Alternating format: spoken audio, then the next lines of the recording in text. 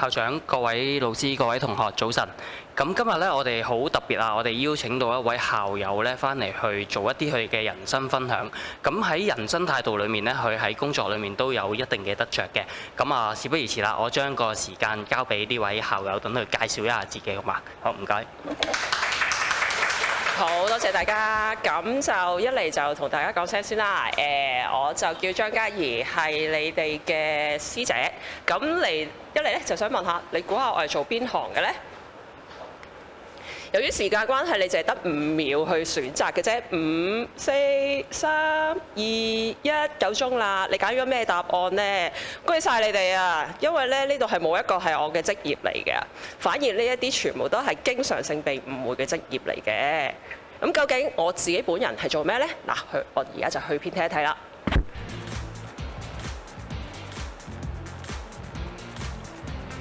咁大家望咗幾秒鐘之後，可能都略知道我就係做玩具嘅，冇錯啦。咁其實我公司咧就係做遙控玩具嘅。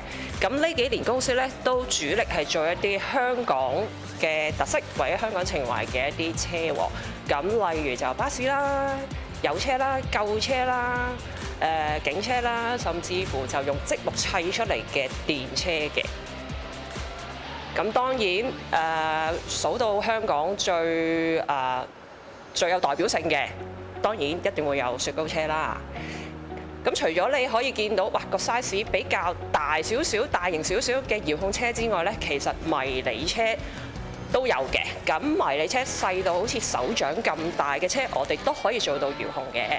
咁務求我哋就係做到行過路過你都會見過嘅一啲車種，我哋就做成一個遙控車啦。譬如 GoGo Van 啊、順豐啊、貨 Van 啊，嚟緊我哋都有遙控迷你遙控嘅的士、雪糕車都有嘅。咁呢啲大概就係我公司嘅一啲產品啦。係啦，咁我係做玩具啦。咁但係有冇人諗到點解我會揀做玩具呢？咁一切咧都係由買禮物送俾朋友而開始。咁但係幾分鐘嘅時間真係好難話俾大家聽我嘅創業之路啊！所以下次如果有機會嘅話，再同大家分享啊！咁喺咁多年裏面咧，因為啲玩具都比較有特色啦，咁所以都有大小嘅一啲報章啊、報導啊、電視嘅專訪啊、直播嘅活動啊、東張西望都有報導過啦。你見到我戴口罩，咁呢個就係疫情嗰陣時嘅時候嘅一啲報導啦。咁我想大家留意相中裏面嗰個中間最大嗰個巴士，記住佢先。個 size 都記一記先。嗱，陣間我會提及嘅喎。呢個咧就係啱啱舊年就係香港玩具展。咁香港玩具展係全球第2大嘅一個國際展覽嚟嘅。咁當其時咧，就香港貿易發展局咧就邀請咗我哋公司咧就去出席呢個新聞發佈會，就將我哋最新嘅一啲產品咧就擺喺新聞發佈會裏面嗰度咧就宣傳香港嘅品牌嘅。咁除咗中文嘅專訪之外，亦都有英文嘅專訪啦。咁而最新嘅專訪就係應該係舊年9月ViuTV 嚟嘅。咁就係一個節目叫做《晚吹一車女人》啦。咁如果大家有興趣嘅話，都可以上網睇返個專訪嘅。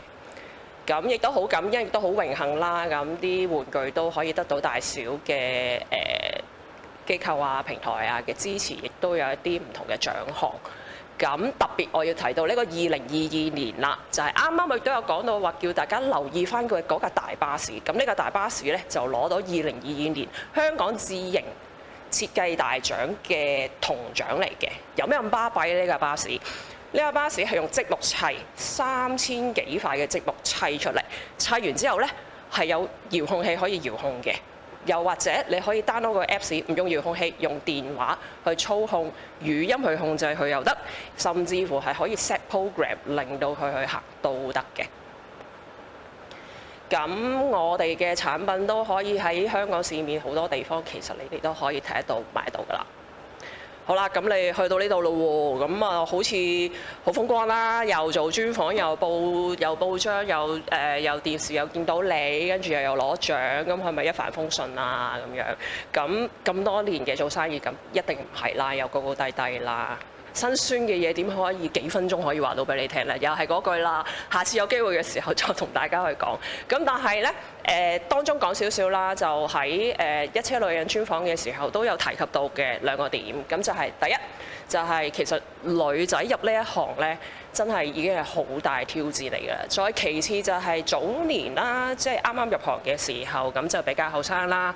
咁喺玩具呢個傳統行業嚟講呢，其實都係講年資排輩嘅。咁變咗有好多嘅人哋睇唔起啊，或者其實俾人忽視嘅一啲感受咯。咁面對住呢一啲，我又點樣去經營我嘅事業呢？咁我會覺得，首先第一，你個心態啦，你見到個心態，我有個加號嘅，即係其實要有 positive 嘅心態，就好似你俾人話咯，俾人批評咯，咁你真係要有個強心臟，你先至可以抵擋即係要承受得住咯。咁其次就係敢嘗試啦。咁其實我覺得做生意都同人，即係同人生其實都好接近嘅。咁嘗試就係其實玩具你講傳統，如果你一成不變，你冇進步嘅話咧，都好容易會俾人淘汰。咁所以你都可以開放下自己，嘗試下接受一啲新嘅挑戰，或者將啲新嘅科技融入喺個玩具度。例如最近乜嘢都係講 AI 人工智能，有冇諗過將人工智能去融入喺玩具度呢？其次，最後就係堅持啦，因為其實創業已經好難啦，但係你守業係更加難嘅，咁所以要有一團火，要去堅持咯。好啦，滿足感，話你一定講話係賺錢啦，咁都要揾食㗎，唔通做生意即係蝕住嚟做咩？咁但係除咗錢之外，咁仲有啲咩滿足感呢？因為我哋公司咧其實都參加唔同嘅大小展覽嘅，例如我哋公司都好經常性會喺書展啦、動漫節啦都會有展覽嘅。咁當中當你見到啲小朋友，甚至乎中間嗰張相，你見到中間嗰張相係有個80幾歲嘅婆婆，佢都玩得咁開心嘅時候，呢一種嘅滿足感其實亦都係好無形嘅一種成就感咯。當然我都會好秉承住貫徹住公司嘅名嘅，就中英文名啦。